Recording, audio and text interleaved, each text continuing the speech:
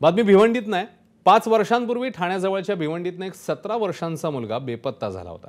गेली 5 वर्ष त्याचा कसून शोध सुरू होता। अखेर 5 वर्षांनी या प्रकरणाचा उलगडा झालेला आहे। मात्र ठाणे पोलिसांनी जे वास्तव समोर आणले आहे ते धक्कादायक आहे। पाहूया।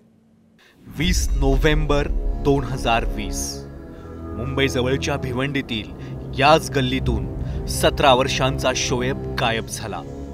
तो कुठे गेला, त्याचं काय झालं, गेली 5 वर्ष कुणालाच कळलं नाही। अखेर पोलिसांनी याच भागातील एका मशिदीत अजान देणाऱ्या मौलवीला अटक केली। खाकीचा हिसका दाखवताच त्यानं जे काही सांगितलं ते धक्कादायक होतं। शोएब रशीद शेख वय वर्ष 16 याला कोणीतरी अज्ञात इसमाने फूस लावून पळवून नेलं किंवा त्याचं अपहरण केलं अनुषंगाने गुन्हा दाखल होता।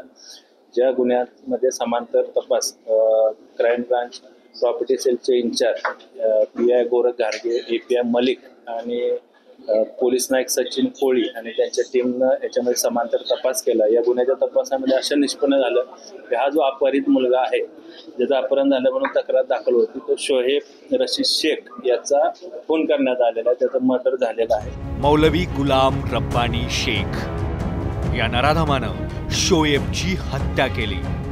त्याच्या शरीराचे तुकडे करून काही कचऱ्यात फेकले आणि उर्वरित भाग आपल्या दुकानाच्या आतल्या भागात काढून टाकला।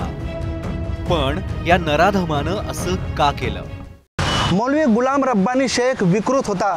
तो अल्पवयीन मुलांवर त्याच्या किराणा दुकानातच अत्याचार करायचा।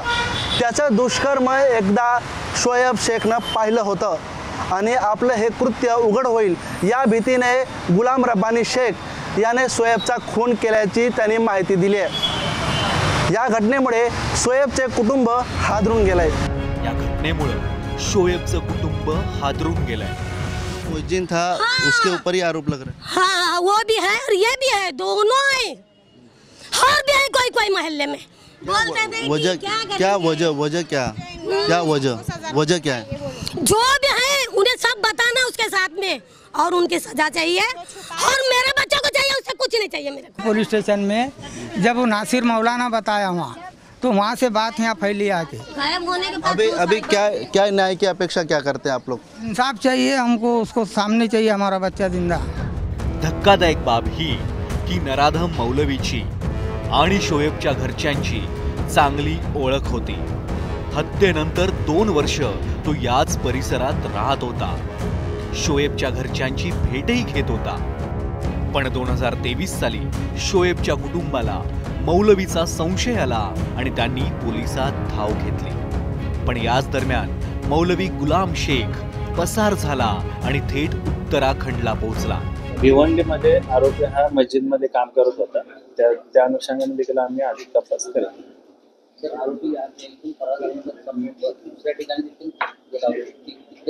2023 ला आरोपीवर दुसरा 23/2023 भिवंडी शहराला ते गुन्हा दाखल आहे अनैसर्गिक कृत्याबद्दल। 2023 पासून आरोपी हा इथून निघून गेला होता आणि तो स्वतःची ओळख लपवून उत्तराखंडमध्ये मस्जिदमध्ये काम करतो। मौलवीनं आता गुन्हा कबूल केलाय। ज्या ठिकाणी शोएबला काढण्यात आलं ती जागाही दाखवली आहे।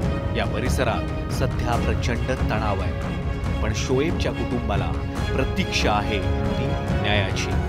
अनिल वर्मा, एबीपी माझा, भिवंडी, ठाणे। एबीपी माझा, उघडा डोळे बघा नीट।